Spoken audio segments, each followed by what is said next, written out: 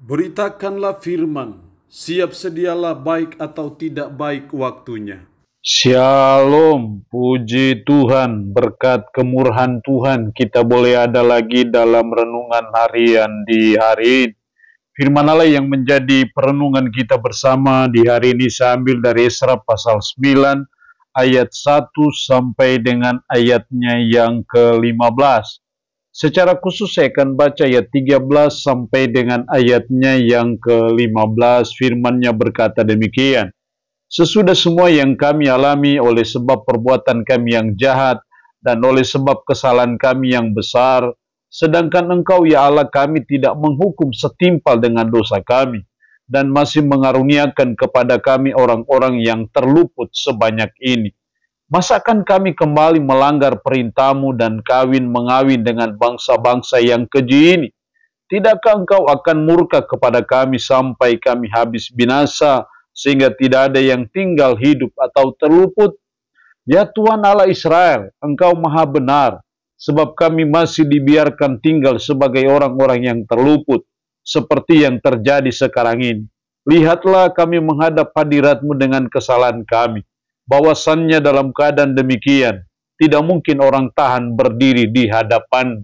Demikian kebenaran firman-Nya di hari ini yang secara khusus mengajar kita, menasihati kita, pemulihan kebaktian kita. Sesungguhnya ketika kita berbicara mengenai pemulihan kebaktian kita, kita juga berbicara mengenai pemulihan dalam diri kita, pemulihan dalam gereja kita, pemulihan dalam keluarga kita, pemulihan dalam kota di mana kita ada, provinsi di mana kita ada, secara khusus di tanah Papua, kita juga merindukan pemulihan itu terjadi, bahkan di dalam bangsa dan negara kita. Jadi dalam segala hal kita berharap, kita bergumul, kita berdoa supaya ada pemulihan dalam segala lini kehidupan kita, dalam segala aspek kehidupan kita, dalam hidup kita sebagai umat, sebagai orang percaya. Kalau kita berbicara mengenai pemulihan, lalu hal yang menjadi perenungan kita bersama di hari ini adalah bagaimana supaya pemulihan itu bisa terjadi? Bagaimana supaya pemulihan dalam kebaktian kita, dalam hidup kita secara pribadi, dalam keluarga, dalam gereja, itu bisa terjadi dalam hidup kita. Yang harus kita pahami dulu ketika kita bicara pemulihan itu berarti bahwa ada beranjak dari situasi yang tidak baik, beranjak dari situasi yang tidak berkenan kepada Tuhan, beranjak dari situasi yang penuh dengan dosa, kejahatan, maka disitulah kita berharap bahwa adanya suatu pemulihan, baik dalam hidup kita, rumah tangga kita, tapi juga dalam ibadah kita. Saya melihat ada dua hal penting untuk bisa mengalami pemulihan itu. Saya melihat ada dua hal yang harus saudara dan saya buat, lakukan, supaya bisa terjadi pemulihan dalam kebaktian kita, bisa terjadi pemulihan dalam rumah tangga kita, gereja kita, bahkan umat secara umum. Kalau kita perhatikan dalam ayat 7, dari zaman nenek moyang kami sampai hari ini kesalahan kami besar.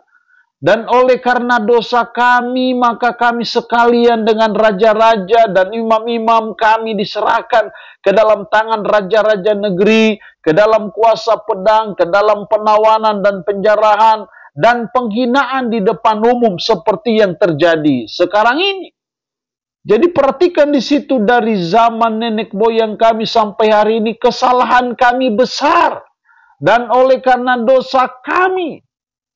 Jadi kalau kita melihat dalam konteks ayat ini adalah pergumulan Esra bagi kehidupan umat oleh karena dosa merajalela, oleh karena pelanggaran terhadap hukum Tuhan, secara khusus dalam hubungan dengan dosa perkawinan campuran.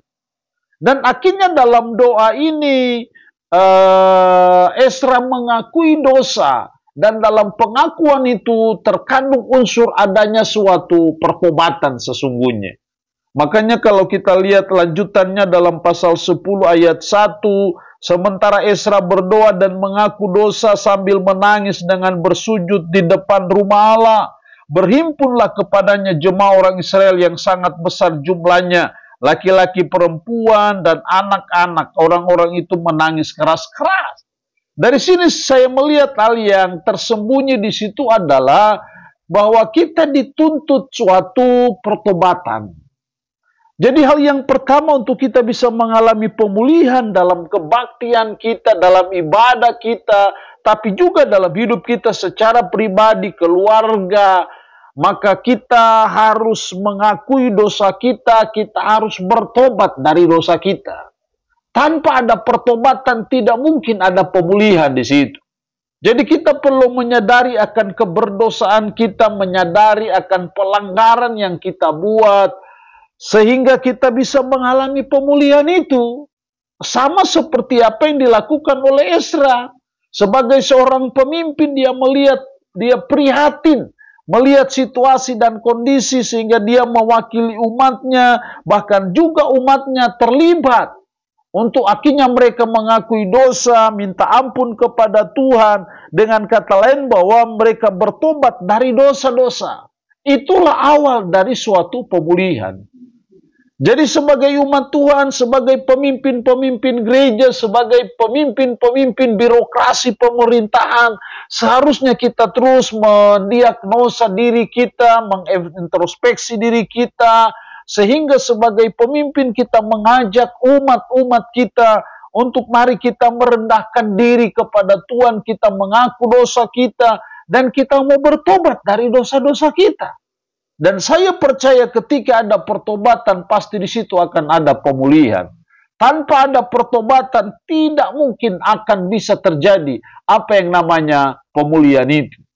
Jadi sangat penting untuk kita menyadari keberdosaan kita, dan kita minta ampun, dan kita bertobat dari dosa kita.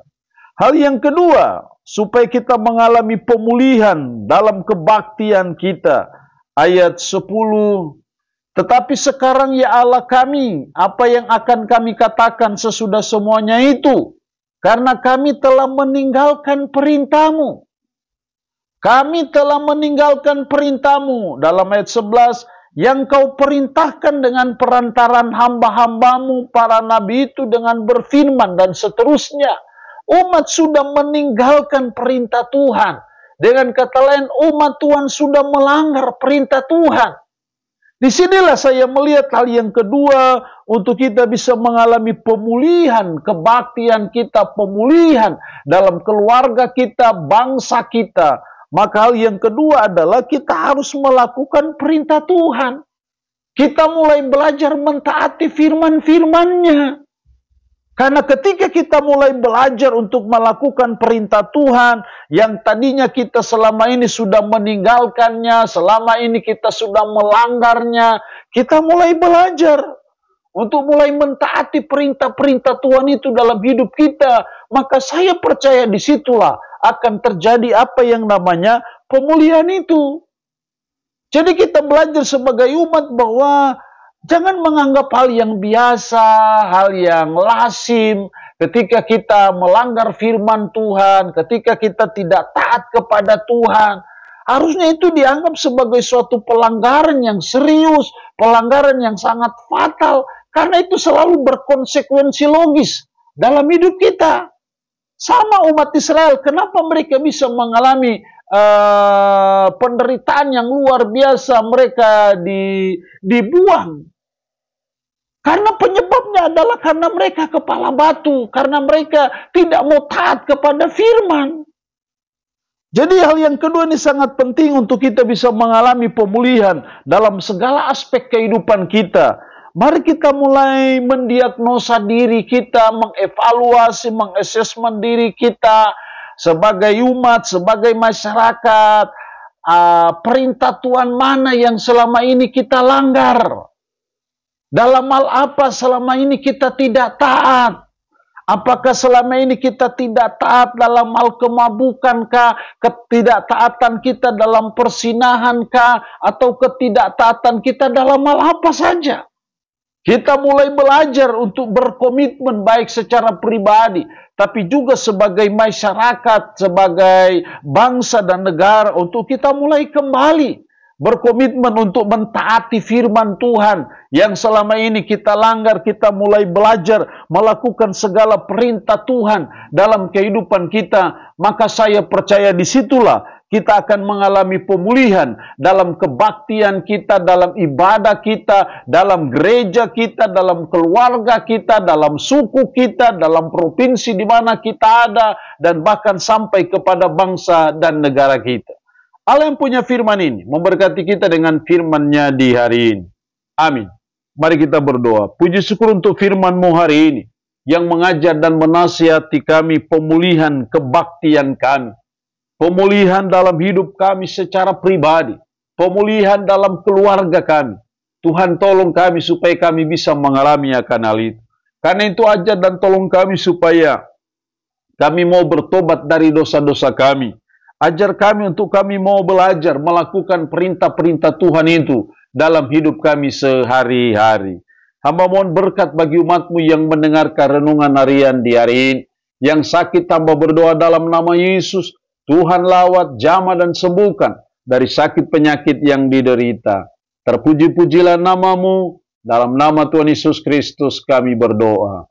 Amin. Shalom. Tuhan Yesus memberkati kita dengan firman-Nya di hari ini.